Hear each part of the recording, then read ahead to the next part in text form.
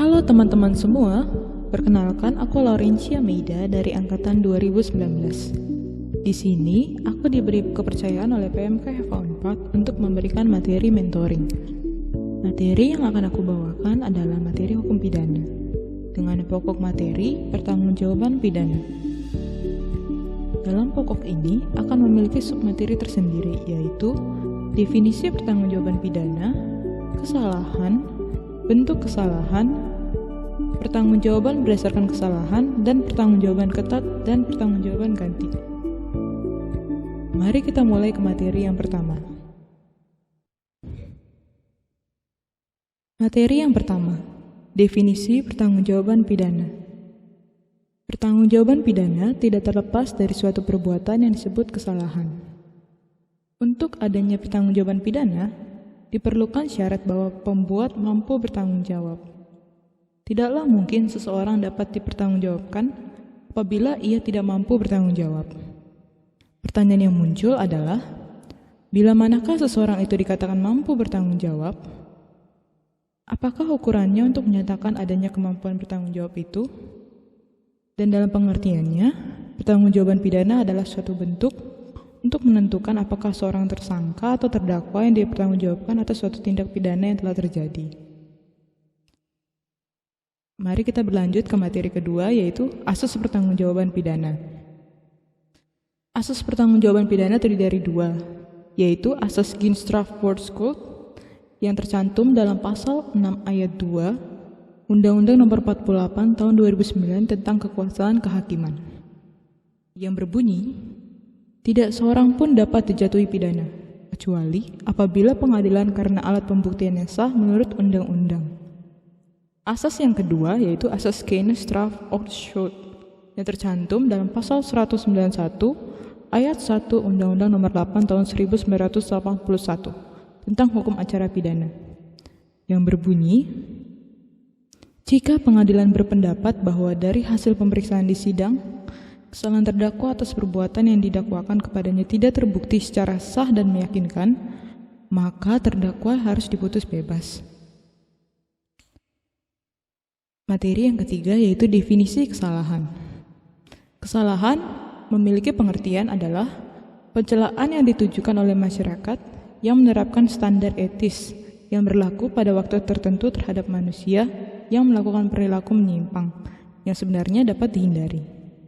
Maksud dari perilaku menyimpang adalah yang dapat dihindari, perbuatan tersebut harus memiliki sifat layak dipidana.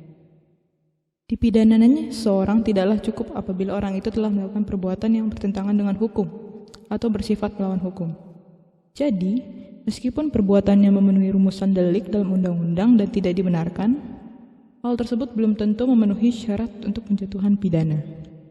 Untuk pemidanaan masih perlu ada syarat lain, yaitu bahwa orang yang melakukan perbuatan itu mempunyai kesalahan atau bersalah, atau subjective guilt. Di sini berlaku apa yang disebut asas tiada pidana tanpa kesalahan, atau nulla poena sine culpa. Culpa di sini memiliki arti luas dan meliputi juga arti dalam bentuk kesengajaan. Asas ini tidak tercantum dalam KUHP Indonesia atau dalam peraturan lain. Namun, berlakunya asas tersebut sekarang tidak diragukan. Akan bertentangan dengan rasa keadilan apabila ada orang yang dijatuhi pidana, padahal ia sama sekali tidak bersalah. Apa saja sih bentuk-bentuk kesalahan? Bentuk-bentuk kesalahan itu ada dalam kesalahan dalam kesengajaan atau objek, dan kesalahan dalam bentuk kelalaian atau culpa. Mari kita bahas yang pertama, kesalahan dalam bentuk kesengajaan. Menurut pandangan para ahli hukum, ada 3 dalam bentuk kesengajaan, yakni yang pertama, kesengajaan sebagai maksud kesengajaan ini bersifat tujuan. Si pelaku dapat dipertanggungjawabkan dan apabila kesengajaan seperti ini ada pada suatu tindak pidana, si pelaku dapat dikenai hukuman. Yang kedua, kesengajaan dalam bentuk keinsafan. Kesengajaan ini ada apabila si pelaku dengan perbuatannya tidak bertujuan untuk mencapai akibat yang menjadi dasar dari delik dan mengetahui pasti atau yakin benar bahwa selain akibat dimaksud akan terjadi akibat lain. Yang ketiga, kesengajaan dengan keinsafan kemungkinan. Kesengajaan ini juga disebut dengan kesengajaan dengan kesadaran kemungkinan, bahwa seseorang melakukan perbuatan dengan tujuan untuk menimbulkan suatu akibat tertentu. Akan tetapi, si pelaku menyadari bahwa mungkin akan timbul akibat lain juga yang dilarang dan diancam oleh undang-undang. Berdasarkan penjelasan lebih lanjut, menurut teori kehendak, sengaja adalah kehendak untuk mewujudkan unsur-unsur delik dalam rumusan undang-undang. Sebagai contoh, A mengarahkan pistol kepada B, dan A menembak mati B. A adalah sengaja apabila A benar-benar menghendaki kematian B. Sedangkan menurut teori pengetahuan atau teori membayangkan, manusia tidak dapat menghendaki suatu akibat, karena manusia hanya dapat menginginkan, mengharapkan, dan membayangkan adanya suatu akibat. Adalah sengaja apabila suatu akibat yang ditimbulkan karena suatu tindakan sebagai maksud tindakan itu, dan karena itu bersangkutan dilakukan sesuai dengan bayangan apa yang terlebih dahulu telah dibuat. Teori ini menitik beratkan pada apa yang diketahui atau yang dibayangkan si pembuat, ialah apa yang akan terjadi pada waktu ia berbuat. Setelah bentuk kesengajaan, ada bentuk kelalaian atau kealpaan. Kelalaian dengan kesadaran atau bewussteskuld. Dalam hal ini, si pelaku telah membayangkan atau menduga akan timbulnya suatu akibat. Tetapi walaupun ia berusaha untuk mencegah, tetap timbul tersebut. Kemudian dalam bentuk yang kedua, ada kelalaian tanpa kesadaran atau onbewussteskuld. Dalam hal ini, si pelaku tidak membayangkan atau menduga akan timbulnya suatu akibat yang dilarang atau diancam hukuman oleh undang-undang. Sedangkan ia seharusnya memperhitungkan akan timbulnya suatu akibat. Mengenai pengertian kealpaan atau kelalaian itu sendiri adalah terdakwa tidak bermaksud melanggar larangan undang-undang, tetapi ia tidak mengindahkan larangan itu. Ia alpa, lalai, teledor dalam melakukan perbuatan tersebut. Jadi, dalam kealpaan terdakwa kurang mengindahkan larangan sehingga tidak berhati-hati untuk melakukan sesuatu perbuatan yang objektif kausal menimbulkan keadaan yang dilarang.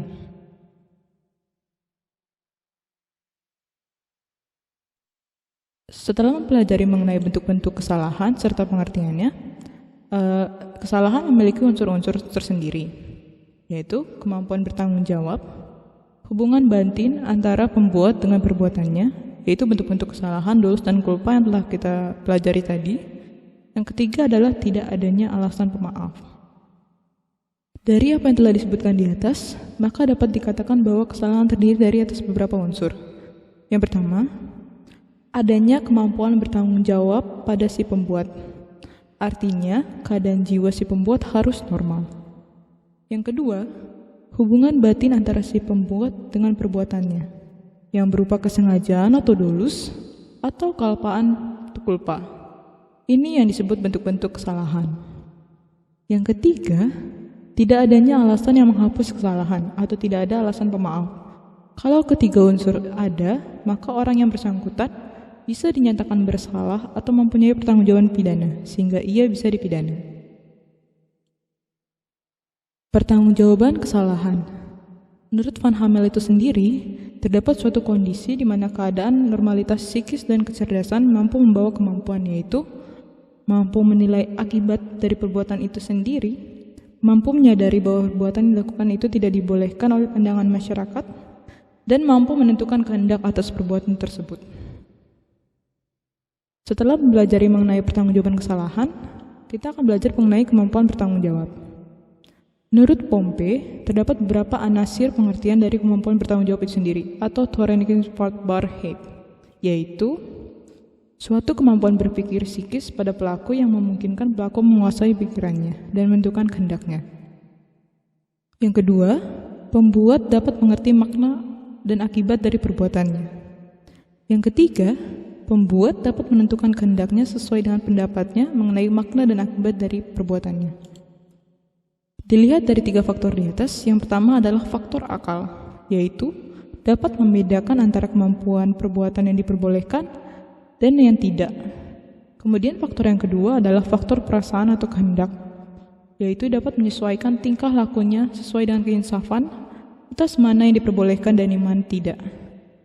Sebagai konsekuensinya, tentunya orang yang tidak mampu menentukan kehendaknya menurut keinsafan tentang baik dan buruknya perbuatan tadi, dia tidak mempunyai kesalahan. Orang yang demikian itu tidak dapat dipertanggungjawabkan. Karena menurut pasal 44, ketidakmampuan tersebut harus disebabkan alat batinnya cacat atau sakit dalam tubuhnya.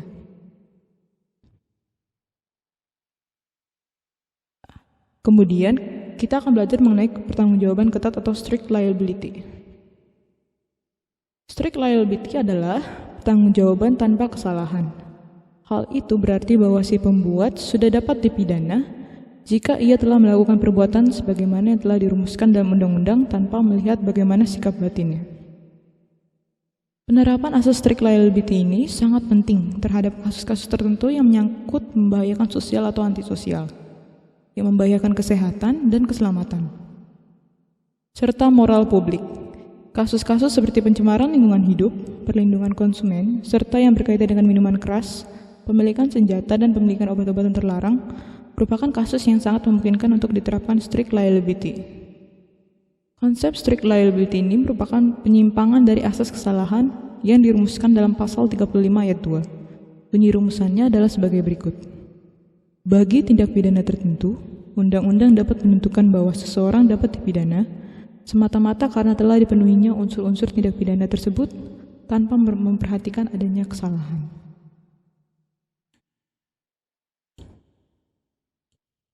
Kemudian kita akan belajar mengenai pertanggungjawaban pengganti atau vicarious liability. Vicarious liability adalah pertanggungjawaban menurut hukum seseorang atas perbuatan salah yang dilakukan oleh orang lain, atau the legal responsibility of one person for the wrongful acts of another. Secara singkat, vicarious liability sering diartikan sebagai pertanggungjawaban pengganti. Pertanggungjawaban pengganti itu dirumuskan dalam pasal 35 ayat 3 KUHP. Ruslan Saleh dalam bukunya mengakui adanya vicarious liability ini sebagai pengecualian dari asas kesalahan. Ruslan Saleh berpendapat bahwa pada umumnya seseorang bertanggung jawab atas perbuatannya sendiri. Akan tetapi, ada yang disebut dengan vicarious liability, orang yang bertanggung jawab atas perbuatan orang lain. Aturan undang-undanglah yang menetapkan siapa-siapa saja yang dipandang sebagai pelaku yang bertanggung jawab. Ada dua syarat penting yang harus dipenuhi untuk dapat menerapkan suatu perbuatan pidana dengan pertanggungjawaban pengganti. Syarat-syarat tersebut adalah: yang pertama, harus terdapat suatu hubungan seperti hubungan pekerjaan antara majikan dengan pegawai atau pekerja. Yang kedua, perbuatan pidana yang dilakukan oleh pegawai atau pekerja tersebut harus berkaitan atau masih dalam ruang lingkup pekerjaannya. Pertanggungjawaban ini jarang diterapkan dalam kasus-kasus pidana. Jikalau pertanggungjawaban pengganti ini hendak diterapkan, harus terdapat dua syarat, yakni adanya hubungan kerja dan tindakan itu masih dalam ruang lingkup pekerjaannya. Syarat seperti itu biasanya terdapat dalam hubungan antara majikan dan pekerja. Selain dua tersebut, masih ada konsep lainnya seperti konsep Erfolgsschaftung, konsep kesesatan atau error, konsep pardon, konsep culpa in causa, dan konsep pertanggungjawaban pidana korporasi. Materi-materi tersebut mungkin akan dijelaskan di pertemuan selanjutnya. Sekian penjelasan dari mentoring hukum pidana hari ini. Semoga kalian dapat memahami dan meresapi ilmu yang diberikan pada pertemuan kali ini. Untuk lebih lengkap, mungkin disarankan dapat membaca buku referensi yang telah disampaikan oleh dosen masing-masing. Sekian dari saya, terima kasih dan sampai berjumpa lagi.